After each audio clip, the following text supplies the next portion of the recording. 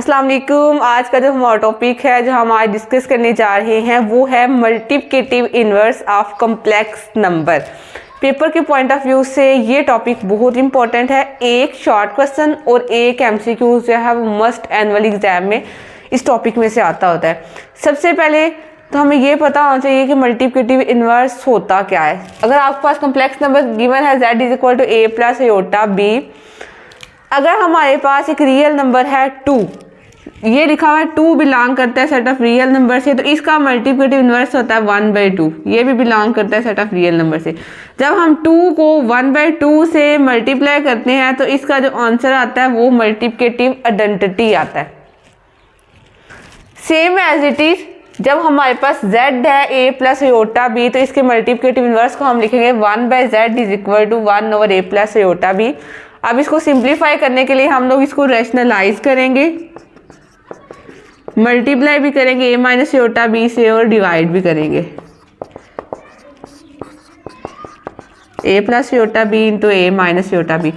अब जो नीचे डिनोमिनेटर में हमारे पास टर्म बन रही है a प्लस b और a माइनस b वाली फॉर्म बन रही है, इसका हमारे पास फार्मूला होता है a का स्क्वायर माइनस b का स्क्वायर। इसकी जगह वो लिखेंगे a का स्क्वायर माइनस b की जगह पे आयोटा b का स्क्वायर।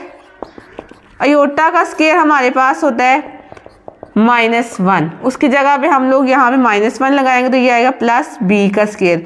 रियल पार्ट और इमेजिनरी पार्ट को हम अलग अलग करेंगे। हमारे पास ये जो है ये हमारे पास a प्लस आयोटा b जो है इसका मल्टीप्लिकेटिव इन्वर्स आ गया।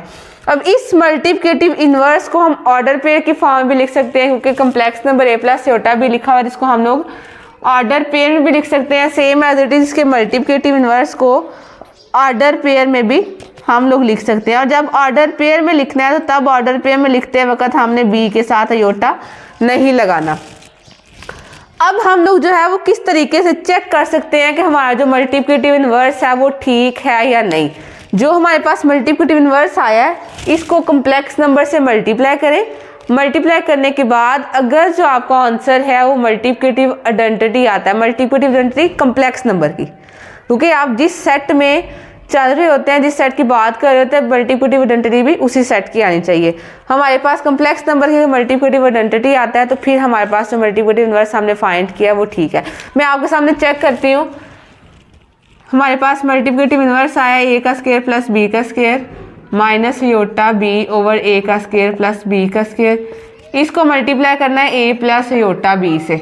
यहाँ से पहले a को a वाली टर्म को पकड़े, इन दोनों टर्म से मल्टीप्लाई करें a का स्क्वायर ओवर a का स्क्वायर प्लस b का स्क्वायर। इसको फिर से किया plus a iota b over a का स्क्वायर प्लस b का स्क्वायर। फिर ये आएगा minus a iota b over a का स्क्वायर प्लस b का स्क्वायर। इसको इससे मल्टीप्लाई किया माइनस आयोटा का स्क्वायर b का स्क्वायर ओवर a का स्क्वायर प्लस b का स्क्वायर। जब हमने इसको इससे मल्टीप्लाई किया तो ये टर्म आ रही थी iota b a over a का स्क्वायर प्लस b का स्क्वायर। कॉम्प्लेक्स नंबर है, कॉम्प्लेक्स नंबर में commutative property with respect to multiplication hold करती है, इसलिए मैंने b a को a b जो है वो लिखा है यहाँ पे। अब ये दोनों टर्म आपस में कैंसिल हो जाएंगी, a का स्क्वायर ओवर a का स्क्वायर प्लस b का स्क्वायर। आयोटा स्क्वायर जब -1 लगाऊंगी ये वाला माइनस प्लस हो जाएगा, b स्क्वायर ओवर a का स्क्वायर प्लस b का स्क्वायर। एलसीएम ले a का स्क्वायर प्लस b का स्क्वायर, आंसर आएगा 1। इस 1 को हम लिख सकते हैं 1 प्लस 0 आयोटा, और यही हमारे पास मल्टीप्लिकेटिव आइडेंटिटी है कॉम्प्लेक्स नंबर की। तो यहाँ से हमें पता चला कि हमने जो मल्टीप्लिकेटिव इन्वर्स फाइंड किया था वो बिल्कुल ठीक है। अब पेपर में जो क्वेश्चन आता है वो जनरल फॉर्म में भी आपको कॉम्प्लेक्स नंबर दे सकता है कि इसका मल्टीप्लिकेटिव इन्वर्स फाइंड करें। या जैसे एक्सरसाइज 1.2 का क्वेश्चन नंबर 7 है और उधर से एक्सरसाइज 1.3 का क्वेश्चन नंबर 2 है, उसमें डिफरेंट पार्ट्स गिवन है, कहता है find the multiplicative inverse of this complex number. जैसे ये वाला क्वेश्चन है -4,7, तो इसको आप लोग जो है इन स्टेप को फॉलो करके भी मल्टीप्लिकेटिव इन्वर्स फाइंड कर सकते हैं।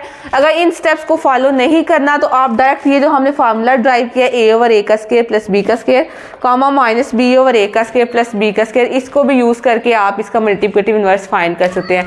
ऐसे अभी मैं आपके सामने जो है वो इसका मल्टीप्लिकेटिव इन्वर्स फाइंड करती हूँ इसी फार्मूले का यूज़ करके। ये अगर z है हमारे पास तो यहाँ पे आएगा 1/z a ओवर a का स्क्वायर प्लस b का square minus b over a का स्क्वायर प्लस b का स्क्वायर। तो ये हमारे पास आएगा -4/16 प्लस 49 -7/16 प्लस 49 -4/65 -7/65 और ये हमारे पास जो है ये मल्टीप्लिकेटिव इन्वर्स आ गया -4, का। ये मैंने जो फार्मूला यहाँ से ड्राइव किया था, इस फार्मूला की हेल्प से जो है मैंने इसका मल्टीप्लिकेटिव इन्वर्स फाइंड किया है। अगर आप इस तरीके से नहीं करते तो दूसरे वाला जो मैंने आपको बताया -4 + 7 ही होता है।